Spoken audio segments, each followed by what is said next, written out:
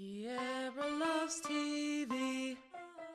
Yes, I made a theme song so that I can talk about all my favorite shows. Oh yeah!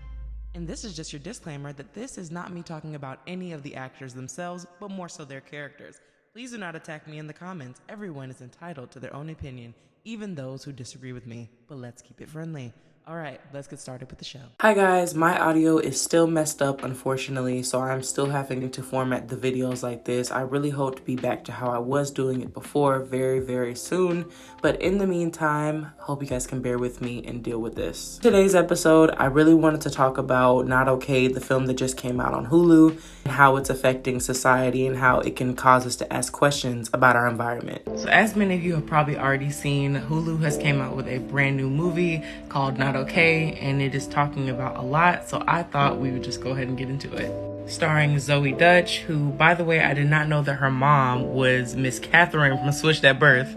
I did not know that that was her mom for the longest time. They look so much alike, so it's crazy how I would have missed that. But that's why this page is not about actors and whatever. This is just giving you guys a little bit of background. Some people know Zoe Dutch from this movie, Zombieland, but I personally know her from The Suite Life on Deck, Why Him with James Franco. And I think I really want to say, like, right after Suite Life on Deck, most importantly, Vampire Academy is where I really like. That's where she really resides in my mind. So you have her, and then you have Dylan O'Brien, who is most notoriously known for his role as Styles Stilinski in Teen Wolf. I love that show, and I really hope one day I get to come on here and try to make some kind of video about it. I'm not really sure yet. I don't have anything planned. But, yeah. If you haven't seen the movie, I highly do not recommend watching this video because spoilers will be in this video series. Anyway, so let's get into the movie. It is essentially a film about a young woman about our age. She's an influencer or aspiring influencer who lies about a trip to Paris.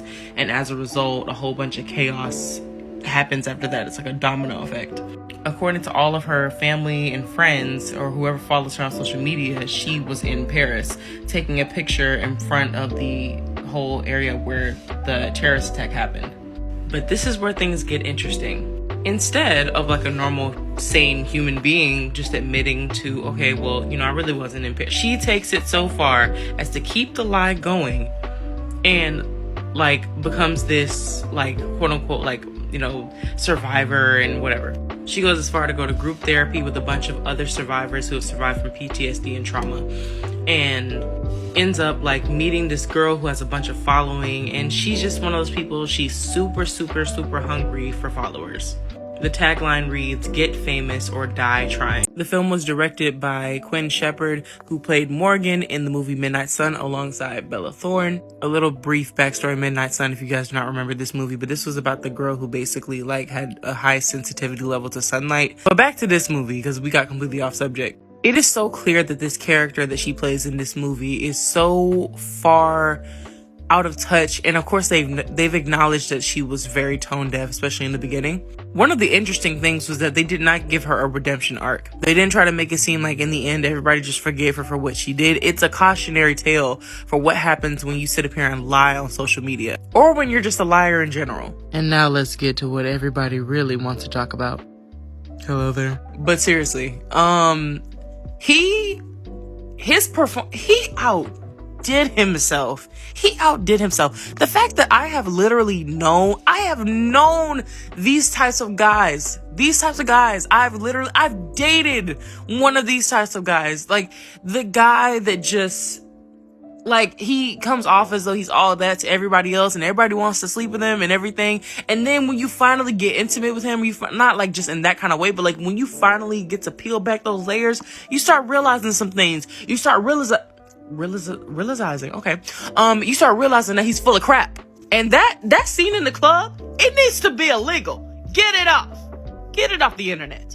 I mean, you know, I'm just like, as I was watching it, I just remember thinking to myself, Twitter is gonna be in a frenzy.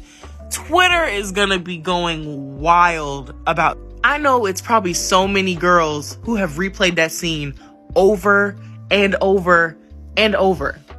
But what really took the cake with that scene was when he, you already know, when it was real fast. You know what I'm talking about. Okay, I'm not gonna say it, but you know what I'm talking about. It's so believable. His performance is just so believable. It's almost scary. And then the part where Harper calls him out on the fake accent, like that right there was chef's kiss, gold. But while we're on the subject, let's get into Harper. Unfortunately, I searched the internet and could not find a really good still of like her actually in the movie.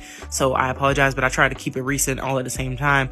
Anyways, I didn't really care for the angry lesbian stereotype thing. I didn't really care for that. That didn't sit with me.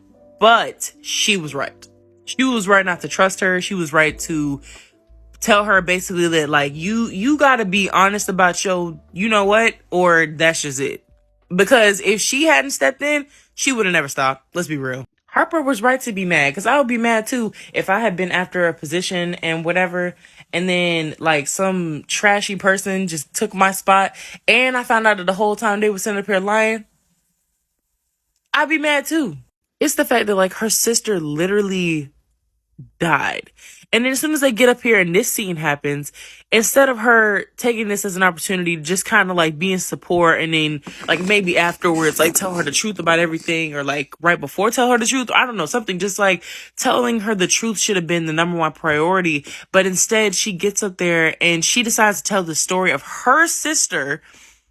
As she stated in the end, like she'd sit up here and try to direct this narrative of her story. This happens. This happens in real life. This happens a lot, you know, and it's really saddening. And I just feel like I really hope that people look at this movie and take it as an opportunity to learn and to grow and not be like her. As most of you guys know already, this movie was pretty much social commentary on, you know, how things are going in reality. And I think it's a great opportunity for us to talk about just how toxic social media can be and how much of an obsession it can be. All this started because she felt lonely, depressed, and wanted to feel accepted by others. Like when you really break down why she did all this, it's because she was lonely. The question that we should be asking ourselves after watching this movie, in my personal opinion, is why do we always feel the need to be validated by social media so much? Because there are real people like Danni who really exist in the world and are doing this. There are some people that are so hungry for fame, they are literally willing to do anything to get it, no matter the cost, no matter who they hurt.